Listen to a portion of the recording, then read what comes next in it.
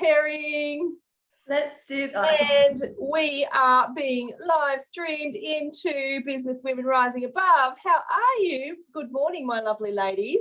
Hello. Welcome to our members spotlight interview today.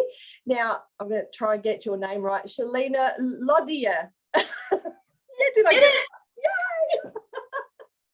Welcome, my darling. This is Business Women Rising Above. Hang on. Let me sort that out. Good morning, my lovely ladies. Be quiet, Ali. We don't need to hear you twice.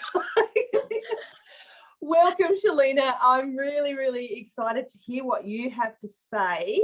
So rather than me introduce you and tell everybody what you do, why don't you tell us a little bit about yourself and what you do and how you came to be doing it?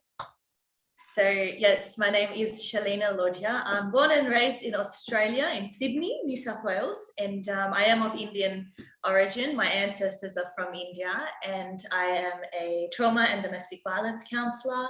I'm a life and career coach and resume and business writer. I came to start doing all of this because I saw that in my community there was a need for somebody who is Indian, who has had lived experience of trauma, to speak up so that I could be the voice. Because in my culture, there's a lot of shame, there's a lot of stigma, there's a lot of what will people think going on. And because I don't really give a shit. Sorry, can I swear? Am I allowed to swear? Yes. Okay. Go for it. I'm pretty chill here. Because I don't really care what people think, and that's a mindset I have. It's taken a while for me to adopt. I'm trying to get that mindset into the minds of Indian people, especially because they still are very primitive in their thinking. They're still very, what are people going to think if I leave an abusive relationship? What are people going to think if I ask for mental health help? What are people going to think if I talk about trauma? So because of that, I thought, you know what? I have lived experience. I want to help people. I'm going to start getting my story out there and inspiring people to start reaching out for help, because in my culture, mental health is it's like hush hush, nobody wants to admit it. And I find that very sad, because that means a lot of people are struggling and suffering, and it shouldn't be like that. There should be no shame to reach out. And I constantly find people are wondering more about what other people will think rather than helping themselves. And amazing how stigmas are kind of different in different cultures, as you said too. Yes. I think maybe not all together, but in Australia, we're starting to have the conversation about opening up about trauma and the resulting, mental issues that results from that. But you're saying, that with your culture or other cultures, that there is still such a stigma to it, isn't there? Yes. Oh my God. And it's so sad that they don't realize where all this trauma comes from, because it's not spoken about. So tell us a little, Shalina, about your experience and what has personally led you to this. So it started, my mum was a victim of domestic violence. My father nearly killed her. That's what happened. He had a knife. Oh, sorry, this might be trigger warning. Trigger warning, everybody. Yeah. He was about to kill her, and my mum survived that. And she also went through economic abuse, psychological abuse, and immigration abuse, which is something not very much spoken about. My father married my mum for the purposes of getting visa. That's why I was born, because he wanted that piece of paper to live in this country. He was from Malaysia. Wow. So that's how it started. And immigration abuse is not something, it's not a very widely used term, but I use it because I feel like I'm a victim of it. Like, my father used my mum's body to make a baby to stay in this country, to show the immigration at the time, his need for the visa to stay here. So it stemmed from there. And then I grew up without my dad. So I endured fatherlessness and grief and abandonment from the time I was a baby. And that, I can't say that I've forgiven my father even to this day. I can't say that I'm okay with not having a dad. I can't say that it doesn't hurt. It does, but I can only change my mindset, and I can only turn my pain into my purpose. So, but it was a really tough journey to accept that, because I went through the whole, I hate myself, I don't love myself, I'm not worthy, why doesn't my dad love me, why doesn't he want me, why doesn't he come see me? It was that, and it was that my whole life. So it was as a child, as a teenager, even my early 20s, even to this day, I'm nearly 30, I still sometimes feel like that. Wow. So it started from there, but I didn't get help. I didn't get help because I didn't want to accept what he had done. And in my mind, I thought, if I go and see a counselor or a psychologist, they're going to make me somehow accept what he did, but I don't agree with it. So I didn't want to go. So Okay. I suffered in my mind, and I would drink, and I got into the wrong relationships. I had the wrong friends. I did everything to numb the pain and escape the pain, except go through the motions and sort of deal with it. And I had bad experiences with counselors and psychologists as well, who said to me, some would say, oh, you have to forgive him. And I'm like, I can't just forgive someone like that. Like, not that easy. Yeah, it's not that easy. There's a process. And then another lady said to me, oh, you've created this story in your mind. And I was like, you're a psychologist with like 30 years experience. But she was saying that in her experience, people like me create these stories in their minds. And that really upset me. So I stopped going. I got angry. I'm like, because I had these bad experiences, I stopped getting the help. But then I thought, maybe I can be the person I didn't get to have as a counselor or a psychologist. Maybe I can heal myself. Maybe I might not need somebody, or maybe I can do research. And so my journey into becoming a counselor was because I wanted to be the person that I never got, so that I could help other people and also deal with my pain at the same time. And wow. I've been able to realize, what I realized was I wasn't actually wanting to let go of what my dad did, because the pain that my dad caused is actually what I use in my life as my power and my purpose to help people. And that was the reason why I wasn't able to let him go, because he was my inspiration. My pain was my inspiration, but I couldn't see that at the time, because in my mind I thought, if I let my dad go, where does my inspiration come from to write poetry and make music and help people? So those were the realizations I came to. And then along with that, it was like, a lot of women in my culture are struggling and suffering from domestic violence. And I've got lived experience. My mum has lived experience. So I need to raise awareness of this and explain the different types of domestic violence to these people.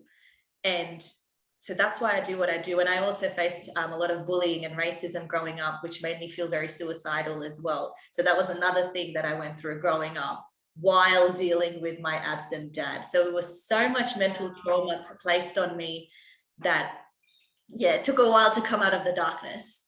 There's a lot of layers in that, isn't there? It's multifaceted, I think is the word. I don't know if it's the right word, but that's the word. Yeah, that's the word.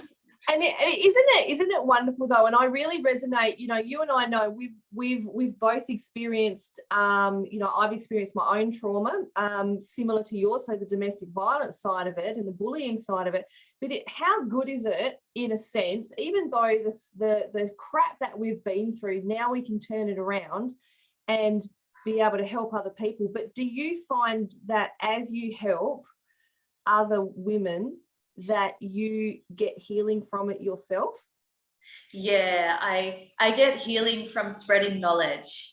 Yeah. I get healing when I explain something to them that really clicks with them, and they're like, oh my God, thank you. And then I'm like, I know I'm doing the right thing. Like, I know I'm on the right path. Sometimes I do doubt myself. I think those thoughts we get in our mind sometimes of doubt. Am I worthy? Am I doing the right thing? Am I really helping them? Those thoughts creeping. And then I'm like, no, wait a second. Why am I doing that? I know my shit. Like, that's right. I know my shit. Why am I doubting myself? But you've lived the shit. Literally. So then I know, I'm like, yeah, I'm on the right path here. Oh, that's so good. Yes. And again, I love that. And there's nothing like seeing the fear, like seeing someone's face just start to light up or start to even change as you're helping them. Do you see that as well? Like, you can see a change as you're helping them?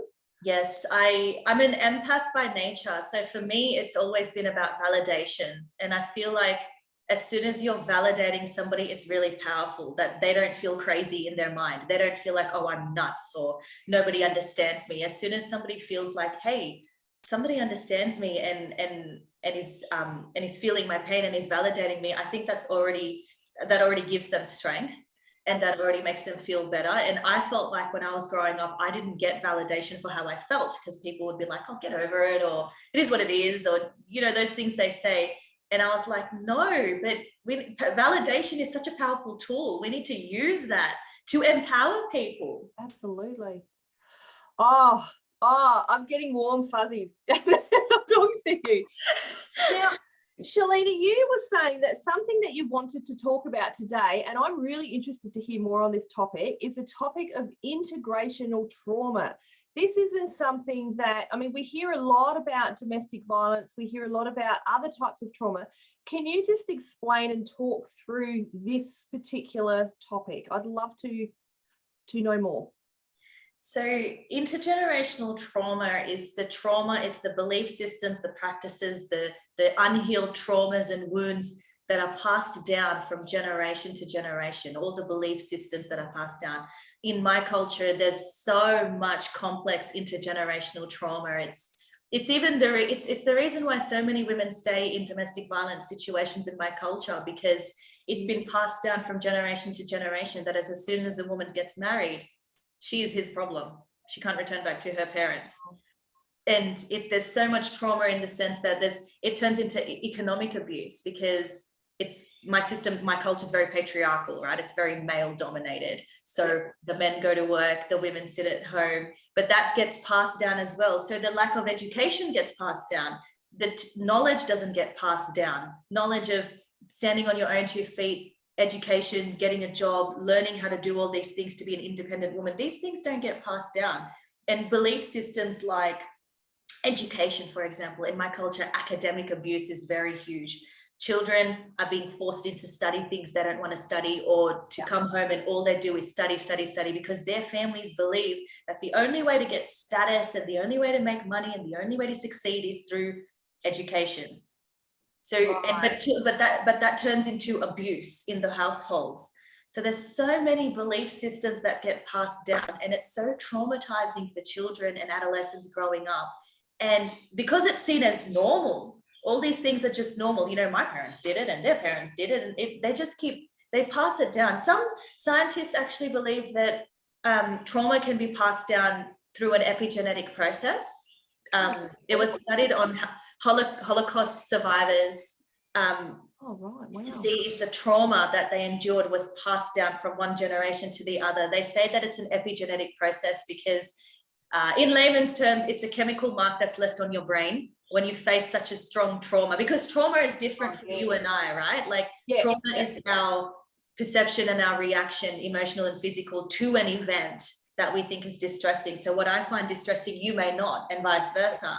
So, so trauma apparently can be passed down through an epigenetic process, because the brain's immune system goes haywire when you're facing trauma, and that can leave a chemical mark on your brain, and that it could be passed down. So it's not your genes, it's not like something like cancer, but it can be still passed down. That's why some people, you might find addictions run in their families, or anger management runs in their families. Father's angry, that the son has anger problems, and they've got same personality traits. So it's a sign of unhealed trauma. So if there's like been integrational trauma, intergenerational trauma. So if that's been in a family for quite a few generations, so the more generations it goes down, is it the matter of the more difficult it is to work with someone on that, in that particular area? Well, I mean, I faced it. And, you know, when I think back to when the trauma in my family started, that started at my great-great-grandmother. Because I went all the way. So the way to know if you have faced this type of trauma is so I think of, because I only have one side of the family, so it's my mum's side. So that's the only side I can speak of. I think of the trauma my mum went through. And then I think of my grandmother, her mother, her mother, and I see how these beliefs and these practices have been passed down. I see the themes and the patterns that have been passed down. So in my family, there's a pattern of grief and abandonment.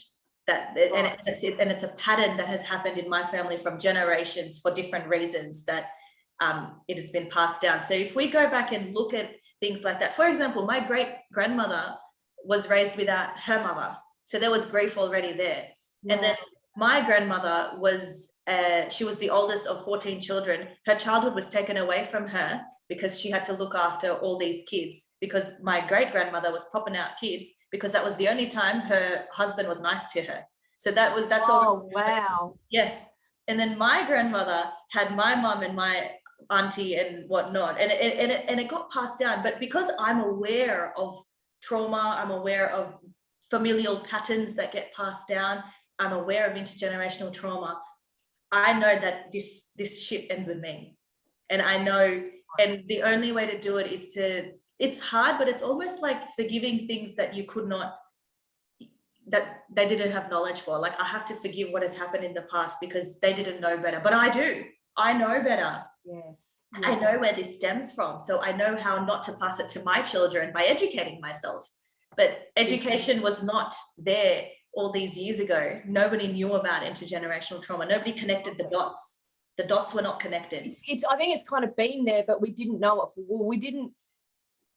We didn't know, or maybe even respect it for what it was. And the fact that you're talking about it now is bringing much more awareness to it.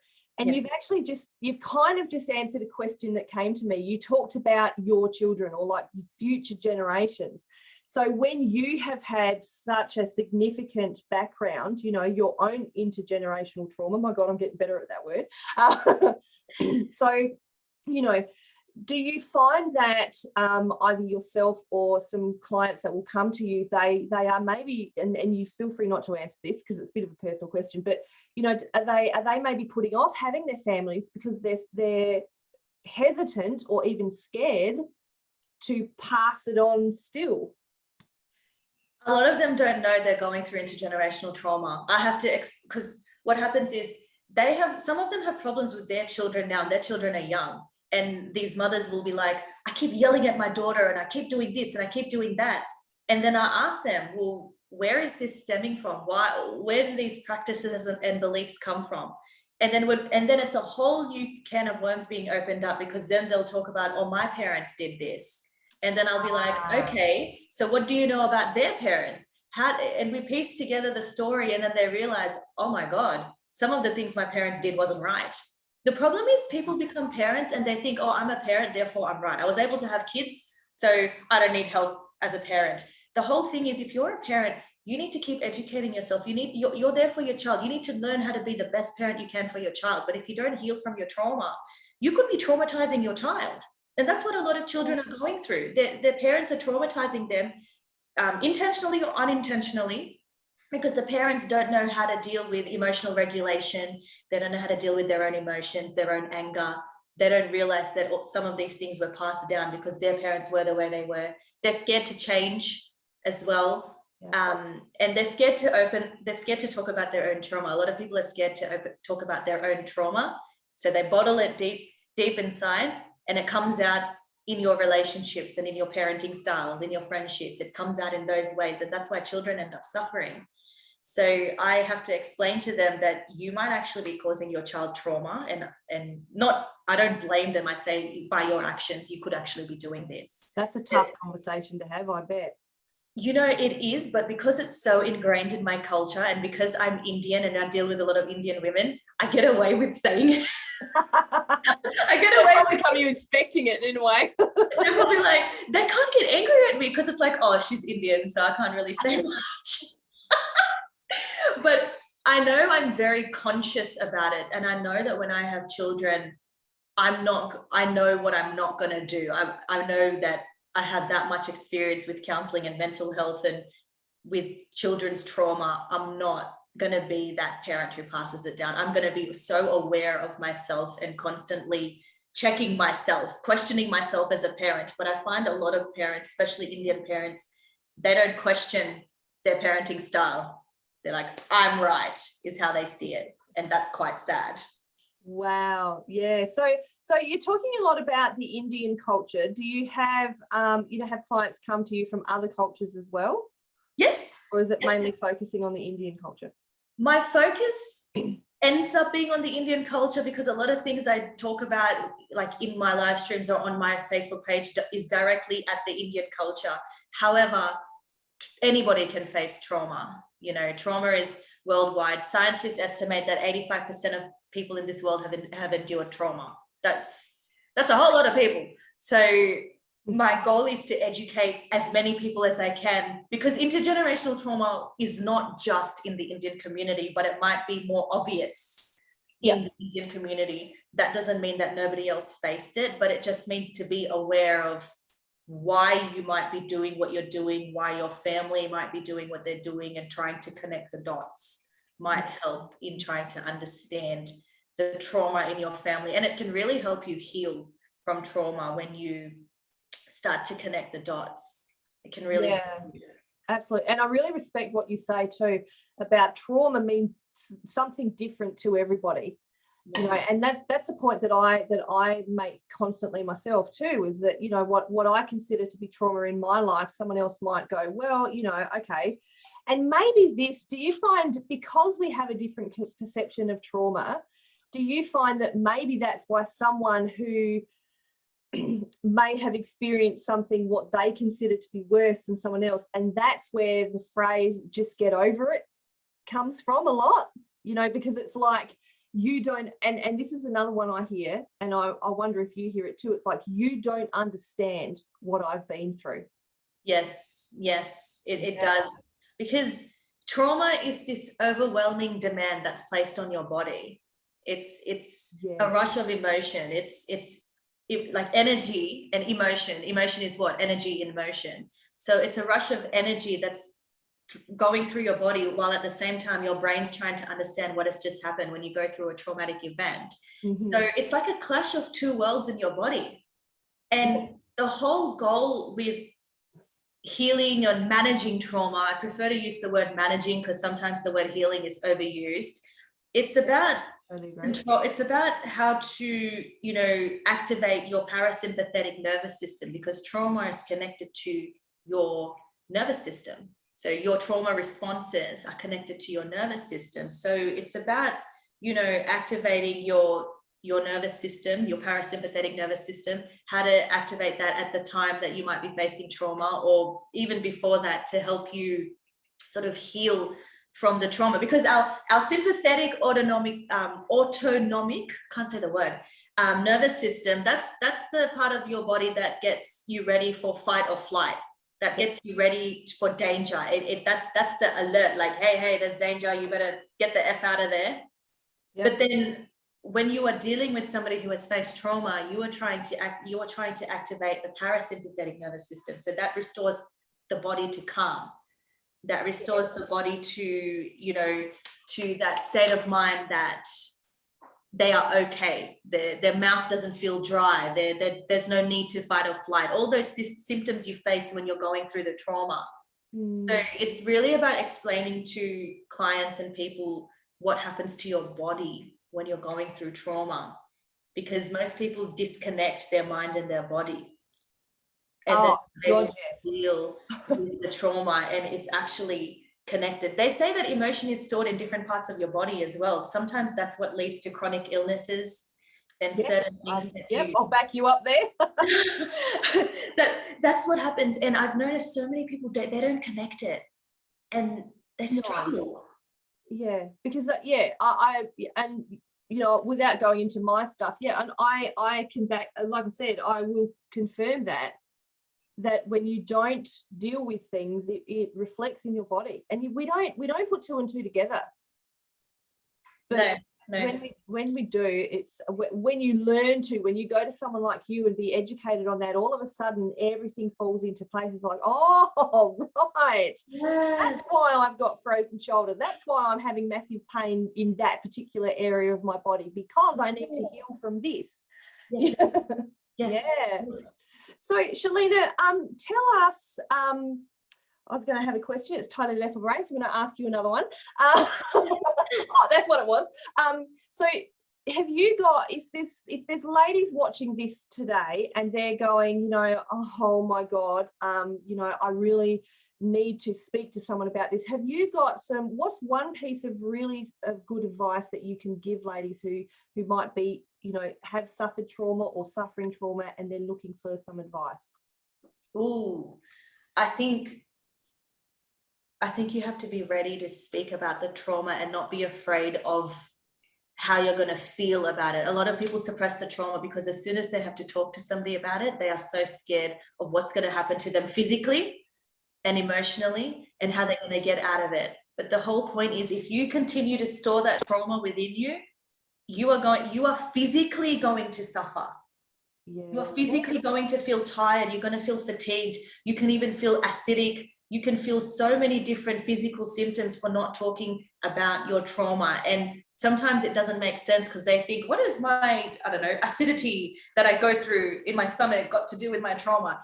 They're connected. They are really connected. It's, you know, and sometimes the first person that you go to talk to may not be the right person, but don't give up. I mean, that being said, I mean, I kind of did give up at that time all those years ago. However, I educated myself. So if you're not comfortable talking to somebody, that's fine. I understand. At least educate yourself. Read about, you know, trauma, intergenerational trauma, how it affects the body. Read about the symptoms you face in your body and read about the link to it. You know, at least educate yourself so you can start to manage your emotions. And remember, it's not about, a lot of people talk about letting go and moving on and all that. And I think that makes people really afraid. It made me scared because I thought, especially about my dad. Yes. Like, oh my God, I have to let go and move on from what he did, because in my mind, what he did was unforgivable. Yeah. And you don't have to let go and move on. You don't have to forgive. That's a journey, not a destination. You don't have to do that. You can be happy and free and content, and you don't have to forgive somebody and forget about what they did. You don't have to accept what they did. Like, you can still be happy. Like, there's a lot of force on people but you have to forgive in order to be a happy person. And it's more about focusing on yourself. Yes. And how you want to feel. Yes. Do you think that? Yes, it's all about how you want to feel. You can wake up and feel great if that's your decision. It's law of attraction. You're attracting these wonderful things towards you. You're manifesting that. But you have to get into that mind state as well of wanting to. Absolutely. So if there are ladies watching, and I'm sure there will be either watching now, if you're watching the replay, pop #replay so we can come back and see your comments. If they would like to get in contact with you, Shalina, and, you know, talk to you about the possibility of seeing whether you're the person that might be able to help them, how can they get in touch with you? You can Facebook me. My name is Shalina Lodhia on Facebook. My business page is also Shalina Lodhia, actually. So you just type my name in, I'm gonna pop up. I'm there. I'm ready and I'm waiting and I'm wanting to help anybody who is suffering, who does not even know what to do or wants to figure out what's going on. Like, I'm ready for you because I'm here to help you. I'm not here to invalidate your pain. Like, oh, that's beautiful. Your pain is valid. Like, I'm not here to tell you you're crazy or anything like that. That's not right. That's unethical. It's immoral to say that to somebody. But I can definitely help you understand why you feel what you feel, and, you know, we deal and we manage these emotions together, because it's very complex. You'll find that one thing, it ends up being you start realizing how many things are involved. It's an intricate process, but it's worth it, and you end up feeling better. You do end up feeling better. That's the main thing. Yeah. Well, lovely. What I would love to invite you to do is, after we finish this interview, pop one of maybe one or two of the best links in the comments where ladies can get in contact with you. And, you know, I just align with what you do, and I appreciate, as someone myself who has suffered massive trauma in my life, I appreciate and I thank you for what you do, because we need to have all kinds of awareness in all these different areas. So just from the bottom of my heart and anyone watching this, thank you so much. Oh, thank I want you. to cry. I want to cry, and just to say thank you. Well, thank you for giving me this platform to reach and connect with people who might be needing to hear this message that, you know, your pain is valid no matter what it is. There's, you know, you're not crazy. I've been called crazy. Have you been called crazy before? Have people called you crazy? Because I have, and that really hurt. Not that I've heard, probably behind my back, but I don't care. I don't say that. Stuff them. I don't care. If I had found out, mind you, when I was recovering from the trauma or going through it, if I'd heard someone say that, I would have gone and, you know, rocked and cried in the corner. Now it's like, you know, I don't really give a shit. Yeah, crazy is my superpower. Yes, me too. And just a side note before we finish the interview, this chick can sing too, just saying. So if you want to go and check out some of her stuff on the YouTube channel, you know, and all her socials, just go and do a bit of stalking. She's pretty good. Yes, come on over. Why stop at one thing when you can do so many things in your life? Like, don't limit yourself with what you're capable of doing, you know.